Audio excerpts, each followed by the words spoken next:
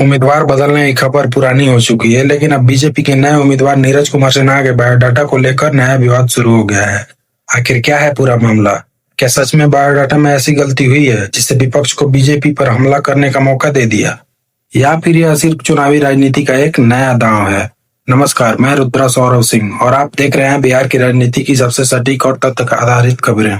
आइए जानते हैं आज की सबसे बड़ी अपडेट। बांकीपुर विधानसभा उपचुनाव में बीजेपी ने पहले अभिषेक कुमार सिन्हा को उम्मीदवार बनाया था, लेकिन उनके नाम वापस लेने के बाद पार्टी ने नीरज कुमार सिन्हा को नया उम्मीदवार घोषित किया। यह खबर तो अब तक आप सभी को पता है, लेकिन अब एक नया विवाद सामने आया है। दरअसल बीजेपी की ओर से जारी किए गए उम्मीदवार के बायोडाटा को लेकर विपक्ष सवाल उठा रहा है। विपक्ष का दावा है कि बायोडाटा में जन्म वर्ष और बीजेपी से जुड़ने के वर्ष के बीच विरोधाभास है। उनका कहना है कि अगर बायोडाटा में लिखी दोनों बातें सही मानी जाए तो नीरज कुमार सिन्हा लगभग 12 वर्ष की उम्र में पार्टी में जुड़ गए थे। इसी आधार पर आरजेडी और कांग्रेस ने बीजेपी पर निशाना साधा है। हालांकि बीजेपी ने इन आरोपों को पूरी तरह खारिज किया है।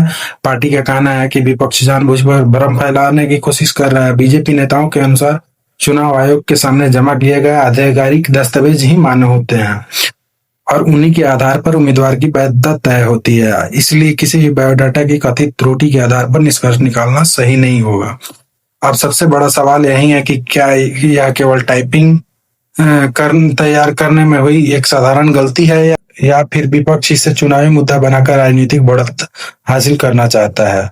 फिलहाल इस सवाल का कोई आधिकारिक जवाब सामने नहीं आया है, इसीलिए किसी भी दावे को अंतिम सत्य मानना जल्दबाजी होगी। इस पूरे मामले ने बांकीपुर उपचुनाव को भी दिलचस्प बना दिया है।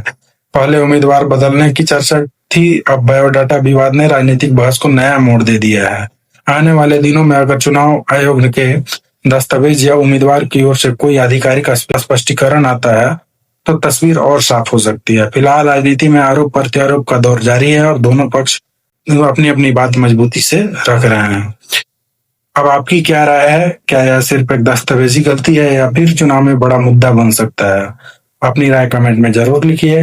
अगर आपको बिहार की राजनीति की ऐसी ही सबसे तेज, तथ्य आधारित और बिना शोर शराबे वाली खबरें पसंद है तो चैनल को सब्सक्राइब करें, वीडियो को लाइक करें और अपने दोस्तों के साथ शेयर करना ना भूलें। धन्यवाद।